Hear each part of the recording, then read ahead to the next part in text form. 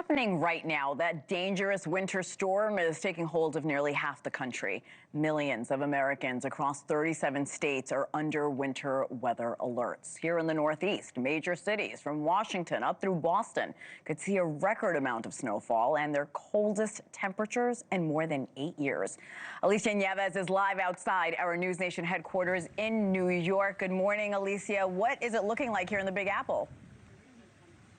Yeah, good morning, Hena. You can see just behind me about a quarter an inch of maybe snow right now. Nothing tremendous. We started seeing light flurries just about an hour or so ago, but the real brunt of the storm expected to start in about a half an hour from now. We're going to start seeing anywhere from 2 to 3 inches an hour, a total of more than a foot of snow. Right now, what we're feeling in terms of temperature is bitter cold weather. You're talking about 10 degrees, feels a lot closer. We are already starting to see the beginning of what forecasters warned really could be a crippling weather event for this entire region now. The scale of this storm, as we have been covering over the last 48 hours or so, has triggered disaster declarations across many states. You're talking about a dozen of them, stretching from the deep south all the way up the coast. We also want to continue to make sure that everybody recognizes this storm is significant. It's the largest storm that we've seen impact the most states and this big of a population in possibly decades.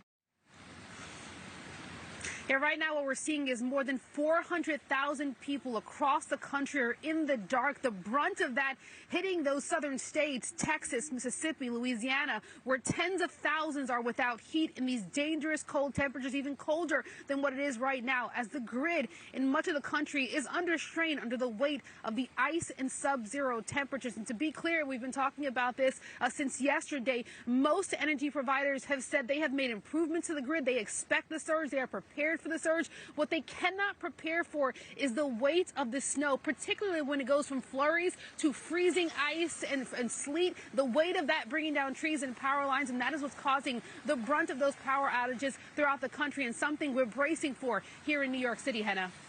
This storm, as you've alluded to, is expected to bring as much as 14 inches here to the Northeast. How does that compare to similar storms we've seen in the past?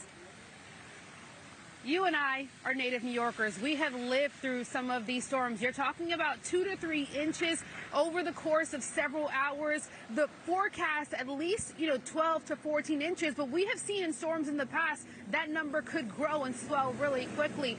This could rival some of the storms that we have seen over the history of this city. You're talking about storms that the top 5 have brought over 20 inches. I have personally lived through 3 of the top 5s, and one of the ones that are not on here is the storm of 1996, and I point to that storm in particular. I was an 8-year-old girl. They were only calling for a few inches, and we got more than 20 inches of snow. I know you'll recall this, Hena. That crippled the city. Anything like what we're expected to see, if we actually get a foot of snow or more, really could halt this city, even though it has prepared for what could be one of the worst storms, and certainly one of the top 10 storms that New York City has ever had. Hena? Yeah, very good memory, and it really did just disable the city for days. So we'll see how this plays out. Stay warm, my friend. Alicia Nieves, keep us updated. Thank you again. Thank you for watching. Subscribe below and download our NewsNation app right now on your phone, and you will get fact-based, unbiased news for all Americans.